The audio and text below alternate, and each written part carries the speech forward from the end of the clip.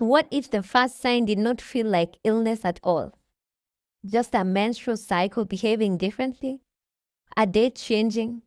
A flow becoming lighter or strangely delayed?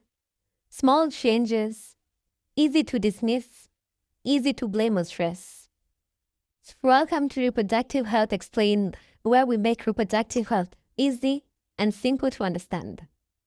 For many women, uterine tuberculosis begins quietly, not with collapse, not with dramatic pain, but with periods that slowly stop feeling normal month after month. And because menstrual irregularity is common, almost nobody suspects an infection this serious. Then there are women who begin noticing recurrent discharge, repeated irritation, repeated treatment, antibiotics are taken, infection medicine is taken, yet the symptoms keep returning because the real cause was never found. Sometimes the body gives only a dull lower abdominal heaviness, not sharp enough for emergency, not intense enough to stop daily life, just a persistent discomfort that comes, leaves, and comes back again. Quiet enough to be tolerated, dangerous enough to be ignored. And this is where uterine tuberculosis becomes deeply deceptive. She may not look sick. She may not have severe cough people associate with tuberculosis. She may not have obvious chest disease, which means the disease never connects these gynecological changes to the tuberculosis. So weeks pass, then months pass. Work continues, family continues, life continues. Meanwhile, inside the uterus, chronic low-grade inflammation may already be slowly changing the reproductive environment. Then comes the moment many women cannot ignore anymore. Pregnancy is not happening, or conception keeps failing. Sometimes infertility becomes the first loud consequence of a disease that spends months staying silent. This is why uterine tuberculosis is often called a hidden gynecological thief.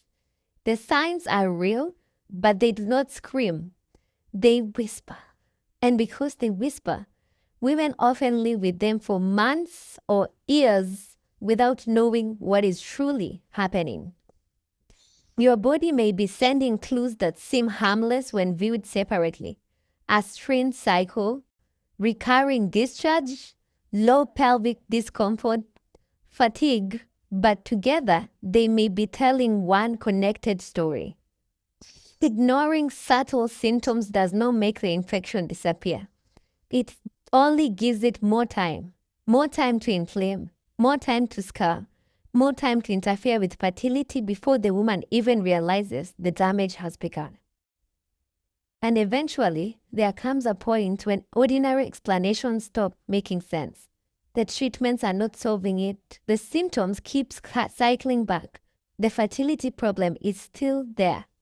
And that is when the realization finally begins to dawn. Something deeper may be hiding underneath. This is the frustrating reality for many women. They are told it is hormones.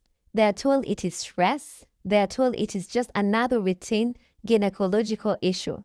Yet, their body continues whispering that something is not right. A hidden disease can survive for a very long time when every clue is explained away. And that is the dangerous lesson uterine tuberculosis teaches us. Subtle does not mean harmless. Quiet does not mean safe.